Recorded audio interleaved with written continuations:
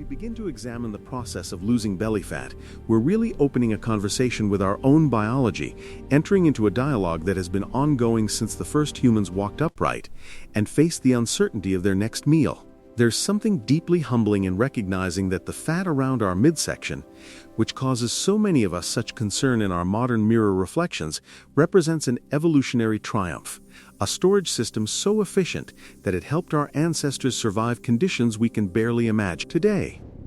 Yet here we are, living in a world of abundance that our physiology was never designed for, carrying stores of energy that no longer serve their original protective purpose.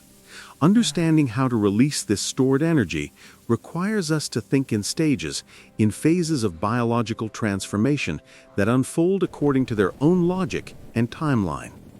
These aren't arbitrary divisions, but represent genuine shifts in how the body processes fuel, responds to hormonal signals, and ultimately decides what to hold and what to release. The first stage begins in a place we cannot see, deep within the cellular machinery that governs energy metabolism.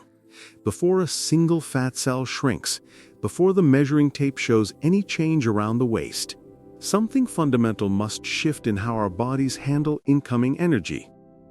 Think of this stage as the recalibration of our metabolic operating system, the reprogramming of cellular responses that have perhaps been dysregulated by years of particular eating patterns, stress levels, or sedentary behavior.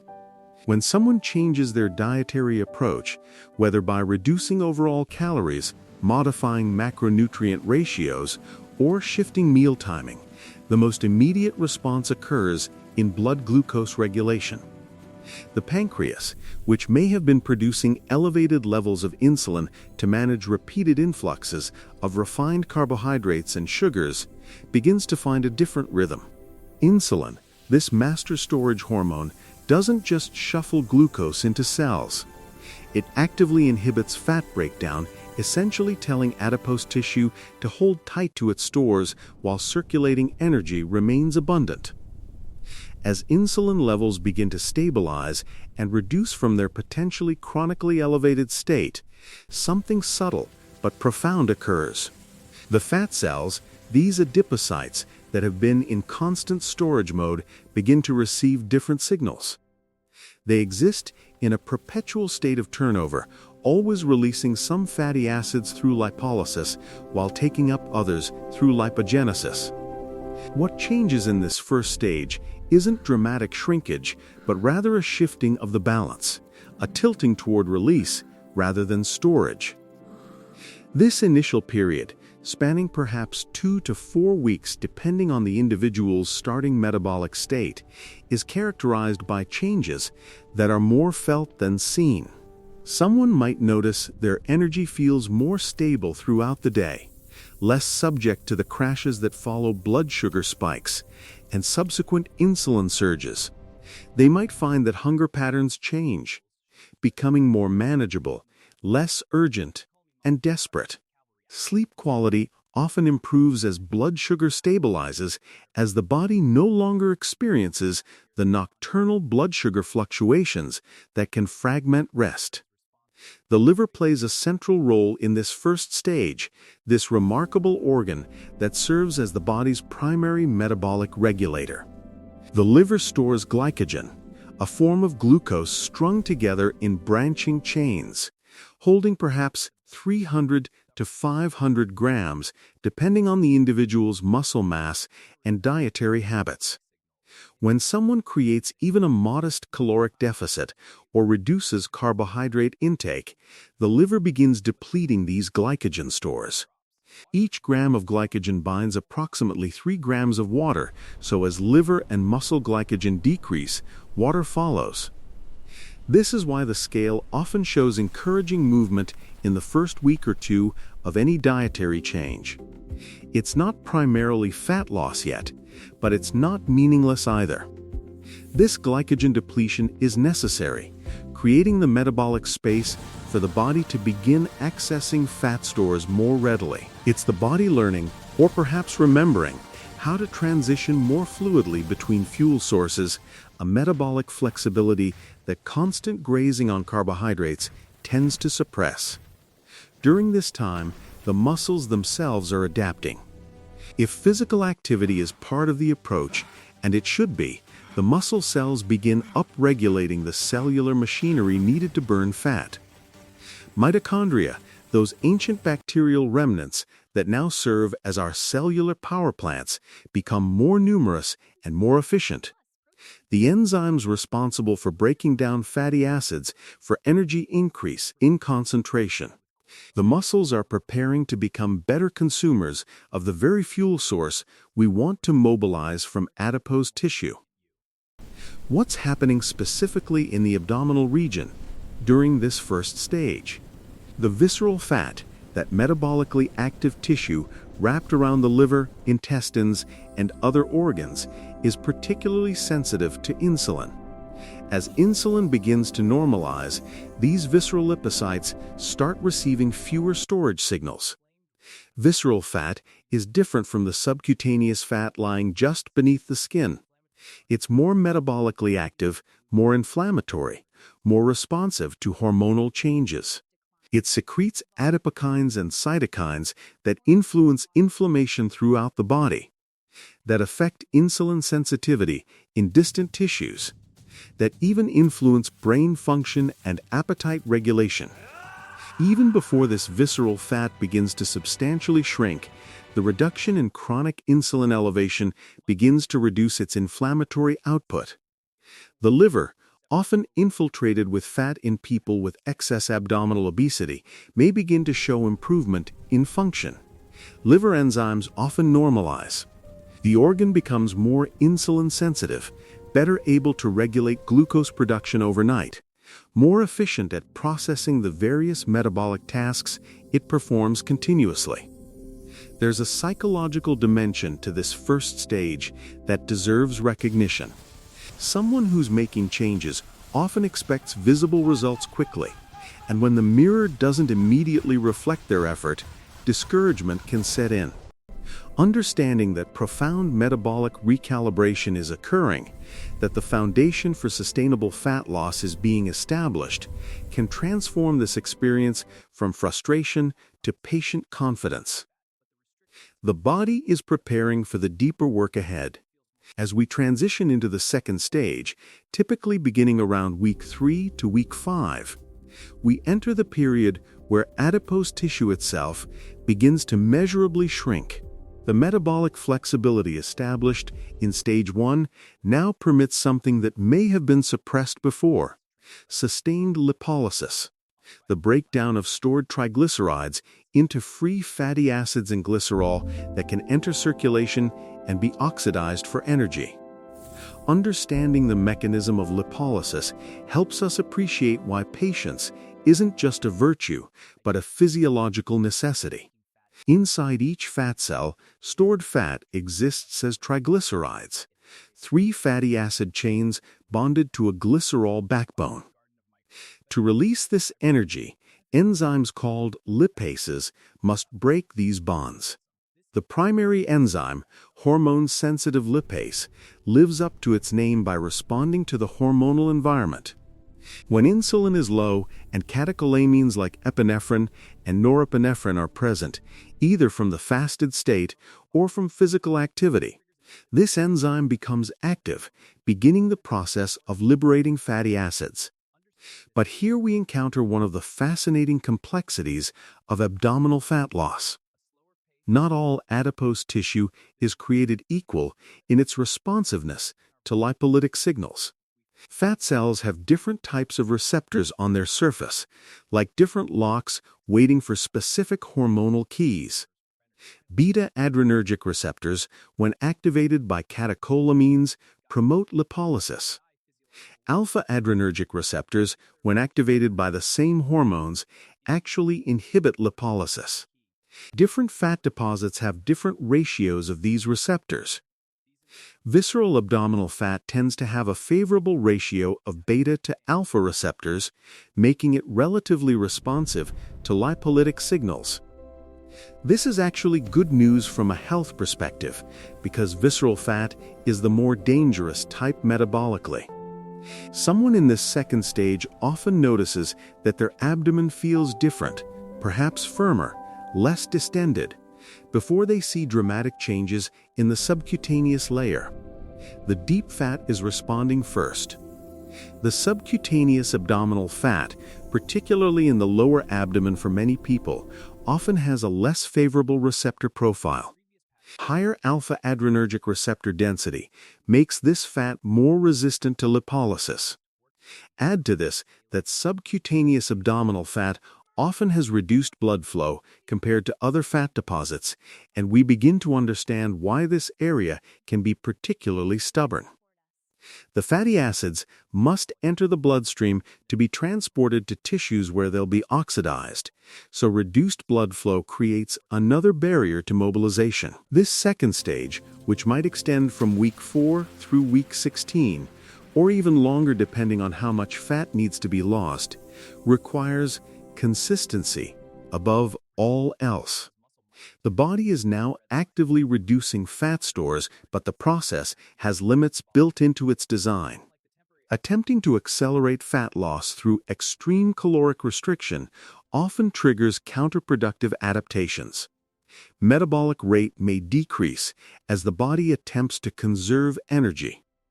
Hunger hormones like ghrelin increase, while satiety hormones like leptin decrease, making dietary adherence progressively more difficult. The body begins breaking down muscle tissue for amino acids, reducing the very metabolically active tissue that helps maintain energy expenditure. There's wisdom in the body's resistance to rapid fat loss. From a survival perspective, fat stores represent insurance against starvation, and the body defends them accordingly. Someone losing fat at a rate of 1 to 2 pounds per week is working within the bounds of what the body can manage without triggering strong defensive responses. This might seem slow in a culture that promises rapid transformation, but it's the pace at which hormones remain relatively balanced. Muscle mass is preserved, energy levels stay reasonable, and the psychological burden remains sustainable. During this second stage, the interaction between diet and exercise becomes particularly important. Exercise doesn't just burn calories, though it does that. It creates an acute hormonal environment that favors fat mobilization.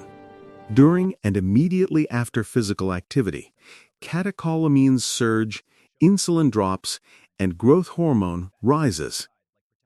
This hormonal cocktail strongly promotes lipolysis.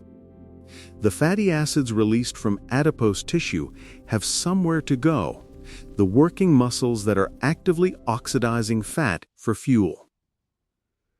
Resistance training deserves special attention here. While cardiovascular exercise burns more calories during the activity itself, resistance training builds and maintains muscle mass, and muscle is metabolically expensive tissue to maintain. A pound of muscle burns more calories at rest than a pound of fat. More importantly, muscle serves as a metabolic sink for fatty acids, pulling them from circulation and oxidizing them, which helps maintain the concentration gradient that permits continued fat release from adipocytes. The type of exercise matters less than consistency and progressive challenge. Someone who walks daily with gradually increasing duration or intensity is creating repeated opportunities for fat mobilization and oxidation. Someone who lifts weights twice a week is building the muscle mass that improves resting metabolic rate and fat oxidation capacity.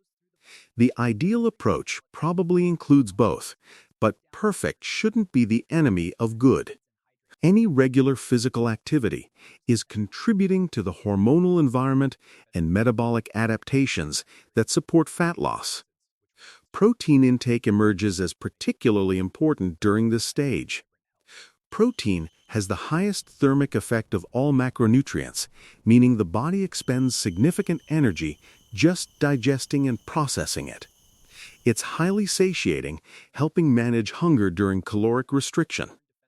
Most importantly, adequate protein provides the amino acids necessary to preserve or even build muscle mass while losing fat. Someone consuming at least 0.7 to 1 gram of protein per pound of target body weight is giving their body the raw materials to maintain metabolically active tissue. During fat loss, the quality of sleep becomes a make or break factor in this second stage. During deep sleep, particularly during the first several hours of the night, growth hormone is released in pulsatile waves. Growth hormone promotes lipolysis and helps preserve muscle mass. Essentially, the exact metabolic state we're trying to create. Someone consistently sleeping only 5 or 6 hours is likely experiencing reduced growth hormone secretion, elevated cortisol, disrupted leptin and ghrelin signaling, and impaired insulin sensitivity. They're physiologically working against the very process they're trying to encourage through diet and exercise. Stress management, often overlooked in discussions of fat loss, profoundly influences the second stage. Chronic psychological stress elevates cortisol persistently. Cortisol serves useful functions in acute situations, mobilizing energy for fight or flight responses. But chronic elevation creates problems. It promotes insulin resistance, increases appetite particularly for calorie-dense comfort foods, and specifically encourages fat deposition in the visceral abdominal compartment. Someone maintaining perfect nutritional discipline and exercising regularly, but living in a state of chronic stress, is creating a hormonal environment that actively resists abdominal fat loss. This reveals the holistic nature of the endeavor. We're not just manipulating calories in and calories out, though energy balance certainly matters. We're creating an entire lifestyle context, a hormonal milieu, a state of being that either permits or prevents the body from releasing stored energy. Dietary choices, physical activity, sleep quality, stress levels, even social connection and sense of purpose all feed into this complex regulatory system. As fat cells shrink during this second stage, they don't just become smaller storage units, they change their metabolic character. Large engorged adipocytes are pro-inflammatory, secreting inflammatory cytokines and adipokines that affect metabolism throughout the body. As these cells shrink, their inflammatory output decreases. Markers of systemic inflammation like C-reactive protein and interleukin-6 often decline. This reduction in inflammation improves insulin sensitivity, reduces cardiovascular risk, and may even affect mood and cognitive function. The weight loss during this stage is rarely linear. The scale might drop steadily for 2 weeks, then stall for a week despite perfect adherence, then suddenly drop again. This pattern frustrates many people, but it reflects normal physiology. Fat loss is occurring relatively steadily, but water retention fluctuates due to hormonal changes, dietary sodium and carbohydrate intake, inflammation, stress, and in women, menstrual cycle phase. The fat cells themselves can temporarily fill with water as they release lipid, a phenomenon sometimes called the whoosh effect, where suddenly several pounds seem to vanish overnight as this water is finally released. Measurement methods beyond the scale become crucial for maintaining motivation during these fluctuations. Waist circumference, measured consistently at the same location, directly reflects abdominal fat changes. Progress photographs, taken under consistent lighting and positioning, reveal changes that daily mirror checking might miss. How clothes fit, energy levels, strength improvements in the gym, all of these provide evidence of positive change that might not correlate perfectly with daily weigh-ins. Now we arrive at the third stage, perhaps beginning around month 3 to month 6 for many people, though the timeline varies dramatically based on starting body composition and goals. This stage is characterized by the mobilization of the most stubborn subcutaneous abdominal fat, the deposits that have resisted the earlier efforts. That's seen to be the last to respond to the hormonal and metabolic changes we've created. What makes this stage distinct is that we're now addressing adipose tissue with genuinely unfavorable characteristics for mobilization. Higher alpha-adrenergic receptor density means these fat cells are more resistant to the lipolytic signals that worked well on other deposits. Reduced blood flow means even when fatty acids are released, they exit the tissue more slowly. These are the evolutionary reserves, the fat the body is most reluctant to release, because from an ancestral perspective, this was the energy that might mean survival during extended scarcity. Approaching this third stage requires both patience and sometimes strategic refinement of the approach that worked well in stage 2. Some individuals find that incorporating periods of fasting, whether intermittent daily fasting or occasional extended fasts, creates longer windows of low insulin that permit more sustained lipolysis. The alpha-adrenergic receptors that inhibit lipolysis are most active in the presence of insulin, so extending fasted periods may help overcome this resistance. Others discover that specific exercise protocols can help mobilize stubborn fat. High-intensity interval training creates a particularly strong catecholamine response, flooding the system with epinephrine and norepinephrine that can activate even the resistant beta-adrenergic receptors. The metabolic disturbance created by high-intensity work also elevates metabolism for hours after the exercise ends, increasing overall fat oxidation. There's also the strategy of alternating between deficit periods and maintenance periods, sometimes called metabolic priming or diet breaks. After months of sustained fat loss, the body has made numerous adaptations: reduced metabolic rate, increased hunger signaling, decreased leptin levels, all attempting to defend against further energy loss.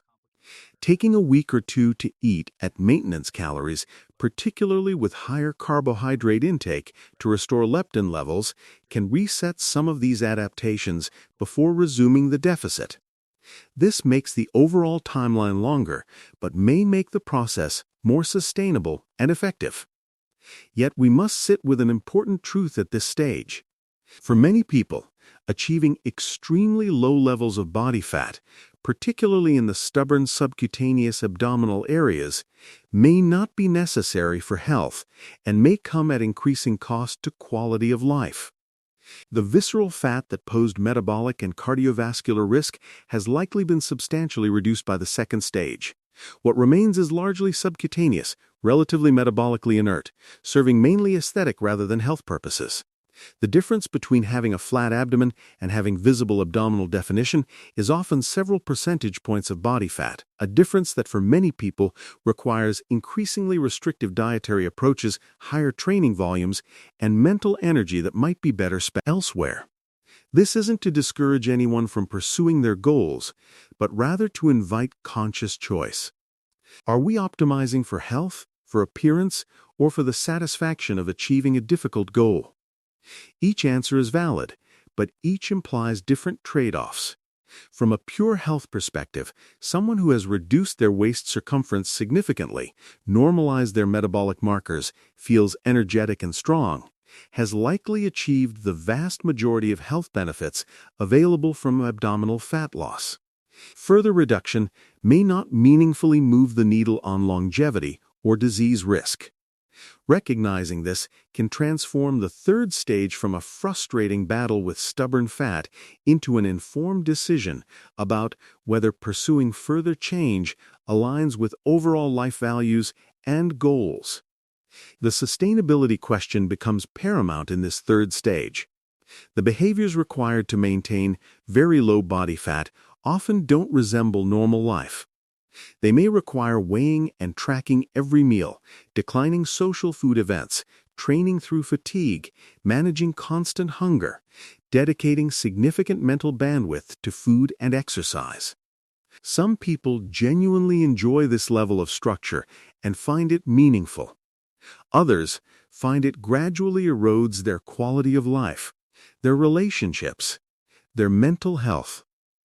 There's a deep wisdom in recognizing that health exists on a spectrum, that the relationship between body fat percentage and health isn't linear, that there's a broad range of body compositions compatible with excellent metabolic function and longevity. The body we can maintain while living a life we actually enjoy, that includes social meals and occasional indulgences and flexibility around exercise, might be healthier in the fullest sense than a leaner body achieved through relentless restriction and rigid control. Throughout all three stages, hydration plays a quiet but essential supporting role. Water is required for lipolysis itself, for the transport of fatty acids through the bloodstream, for kidney function to process metabolic byproducts, for literally every cellular process, including fat oxidation. Someone chronically underhydrated is creating unnecessary friction in the very process they're trying to encourage. The simple act of drinking adequate water throughout the day, boring as it sounds, removes one more obstacle to fat mobilization. The gut microbiome has emerged in recent research as an unexpected player in fat metabolism and storage. The trillions of bacteria living in our digestive tract influence how we extract energy from food, how we store fat, our inflammatory status, even our food cravings through the gut-brain axis. Diets rich in diverse plant fibers feed beneficial bacteria that produce short-chain fatty acids with anti-inflammatory properties.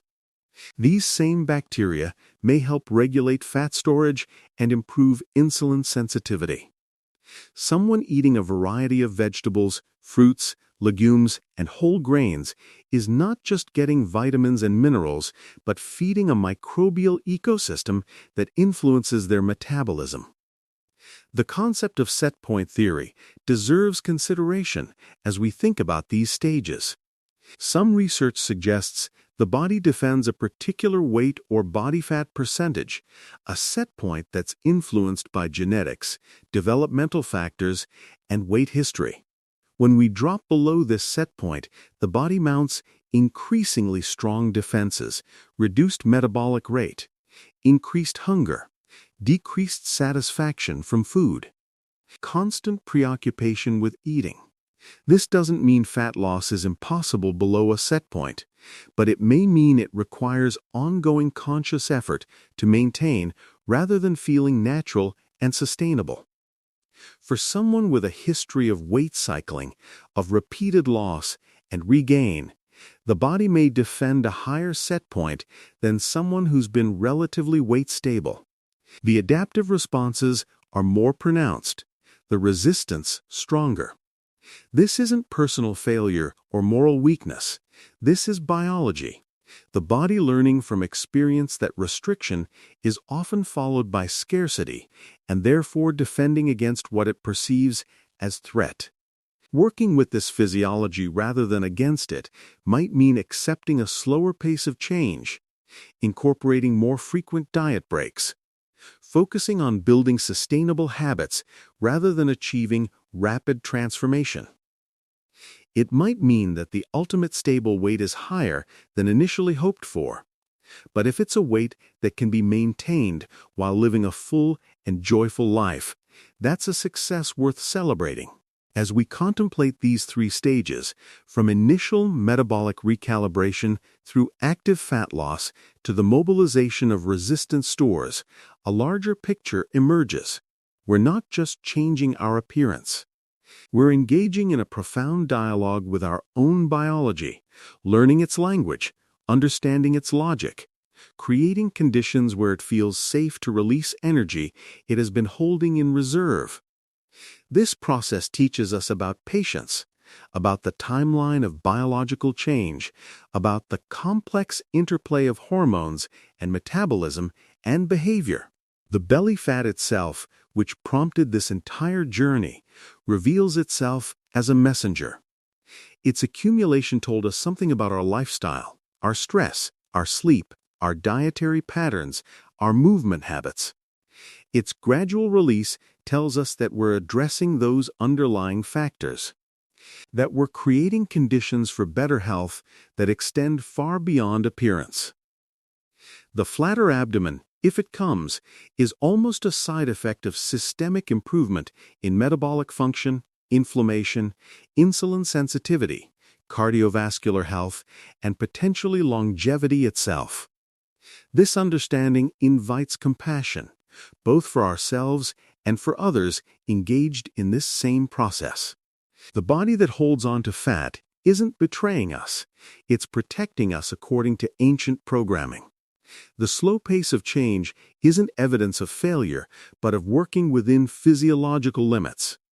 The plateaus and fluctuations aren't obstacles, but normal features of complex biological systems seeking equilibrium. Meeting all of this with patience and understanding, rather than frustration and self-judgment, may itself create the reduced stress that permits deeper healing and change.